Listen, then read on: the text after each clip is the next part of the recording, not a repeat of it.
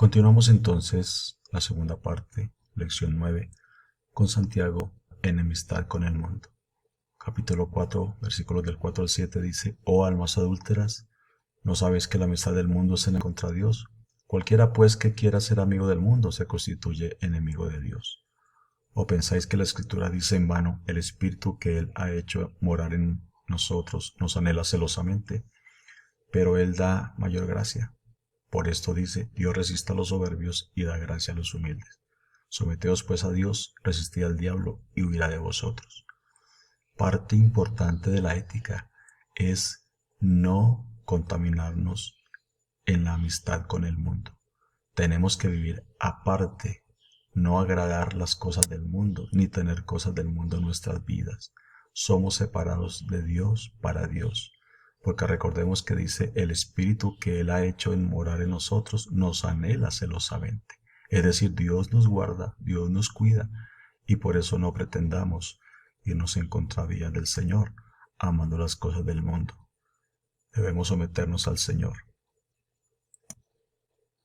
Continuando con la ética de los demás apóstoles, ahora vamos a mirar al apóstol Pedro. Pedro llama a una vida santa, puesto que prepara la mente para actuar en forma sobria mediante la experimentación de la gracia de Dios.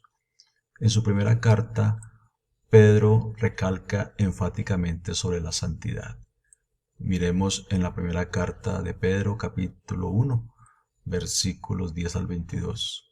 Por tanto, ceñid los lomos de vuestro entendimiento, sed sobrios y esperad por completo en la gracia que se os traerá cuando Jesucristo sea manifestado. Como hijos obedientes, no os conforméis a los deseos que antes tenéis estando en vuestra ignorancia, sino como aquel que os llamó es santo, sed también vosotros santos en toda vuestra manera de vivir, porque escrito está: sed santos porque yo soy santo. Y si invocáis por Padre a aquel que sin acepción de personas juzga según la obra de cada uno, conducíos en temor todo el tiempo de vuestra peregrinación, sabiendo que fuisteis rescatados de vuestra manera de vivir, la cual recibisteis de vuestros padres, no con cosas corruptibles como oro o plata, sino con la sangre preciosa de Cristo, como de un cordero sin mancha y sin contaminación, ya destinado desde antes de la fundación del mundo, pero manifestado en los posteros tiempos por amor de vosotros, y mediante el cual creéis en Dios, quien le resucitó de los muertos y le ha dado gloria, para que vuestra fe y esperanza sea en Dios, habiendo purificado vuestras almas por la obediencia a la verdad, mediante el Espíritu, para el amor fraternal no fingido, amaos unos a otros entrañablemente de corazón puro. Resaltemos entonces que Pedro nos enseña a que vivamos en santidad, porque Dios es santo y Él también quiere que nosotros seamos santos. Así de que parte de nuestra ética, busquemos la santidad en el Señor. También nos termina diciendo acerca de la madurez espiritual, capítulo 2, versículo 1 al 2. Desechando pues toda malicia, todo engaño, hipocresía, envidias y todas las detracciones, desead como niños recién nacidos la leche espiritual no adulterada, pues ya crezcáis para salvación. Amados, yo os ruego como extranjeros y peregrinos, abstengáis de los deseos carnales que batallan contra el alma. Pedro nos enseña que debemos ser maduros espiritualmente, de estar pensando en si es pecado o no es pecado. Acción, tenemos nosotros que vivir para Él ya conociendo la palabra de Dios por obedeciéndola. Habla que ver con la sumisión.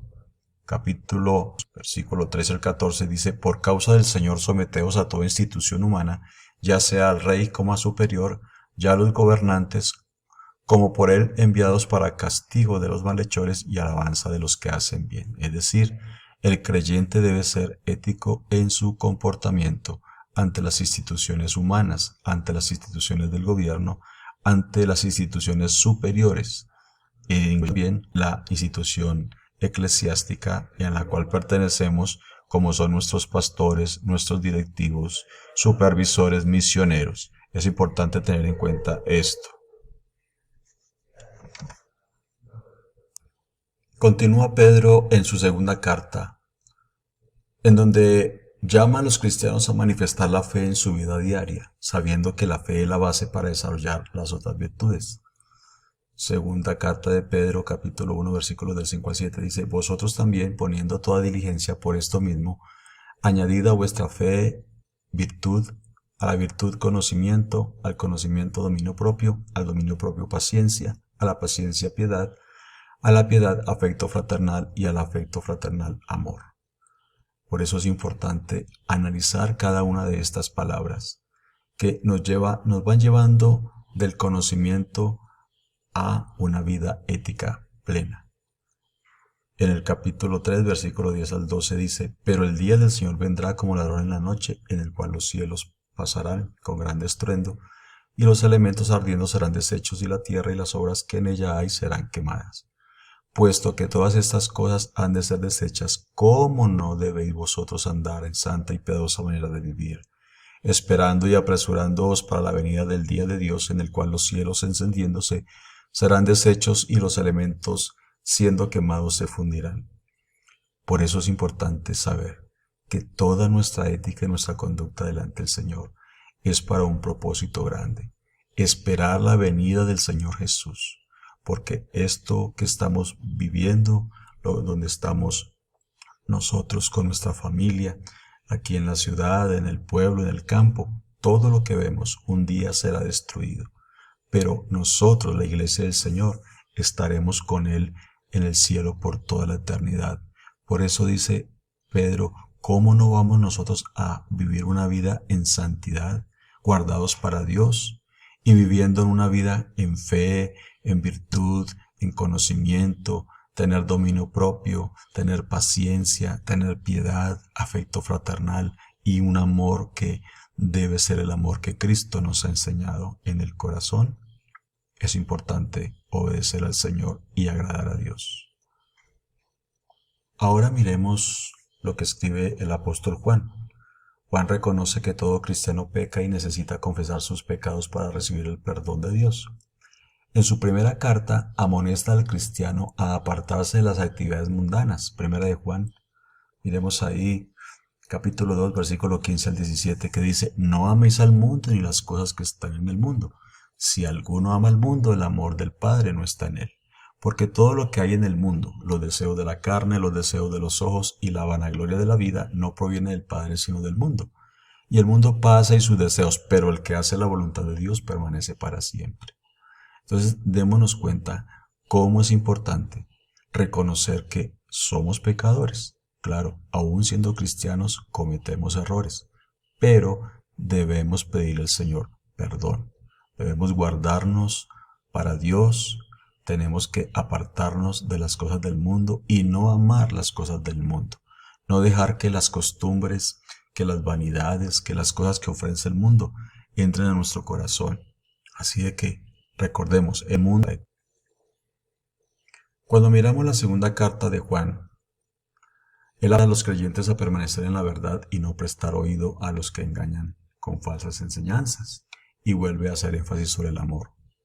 Segunda carta, versículos 5 al 6 dice: Y ahora te ruego, Señor, no como escribiéndote un nuevo mandamiento, sino el que hemos tenido desde el principio, que nos amemos unos a otros. Y este es el amor, que andemos según sus mandamientos. Este es el mandamiento, que andéis en amor, como vosotros habéis oído desde el principio. Así de que, importante resaltar lo que Juan habla, el amor. Es importante aprender a amar como el Señor nos ha mandado. Y en el amor está el perdón, en el amor está la comprensión, en el amor está el apartarnos del mundo. Finalmente, en su tercera carta, Juan felicita a Gayo por su interés en servir a los demás en el nombre de Cristo.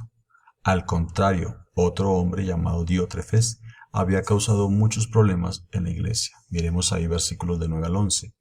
Yo he escrito a la iglesia, pero Diótrefes, al cual le gusta tener el primer lugar entre ellos, no nos recibe.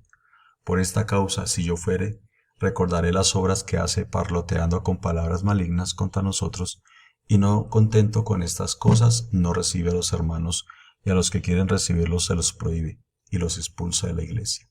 Amado, no imite lo malo, sino lo bueno. El que hace lo bueno es de Dios, pero el que hace lo malo no ha visto a Dios. Era un problema que se había presentado en la iglesia, con un hombre que causa división, con un hombre que tiene un supuesto más conocimiento que los demás, y allí se muestra es la altivez, la arrogancia y la prepotencia, haciendo división entre hermanos, aún expulsándolos de la iglesia. En la iglesia del Señor recordemos que la iglesia es de Cristo y no es de los hombres.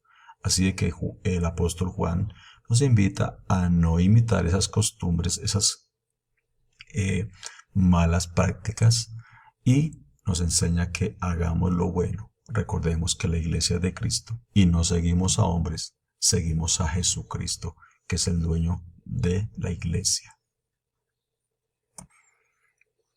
Y finalmente vamos a analizar el escrito de Judas. La carta de Judas fue escrita a los judíos cristianos que necesitaban ser correspondidos en cuanto a su vida moral.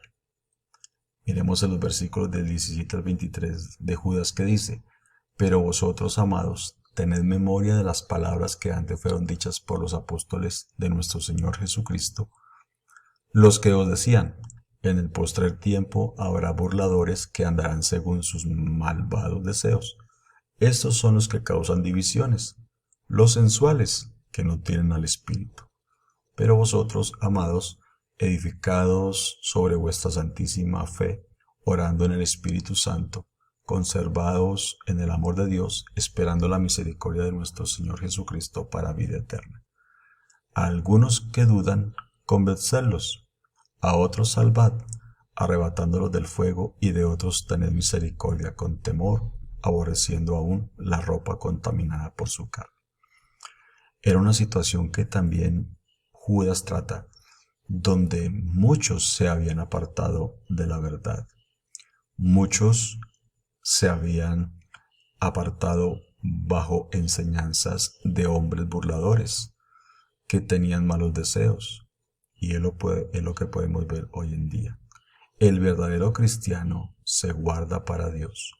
El verdadero cristiano ora en el Espíritu cada día. Guarda la fe en la palabra de Dios. Se conserva en el amor de Dios.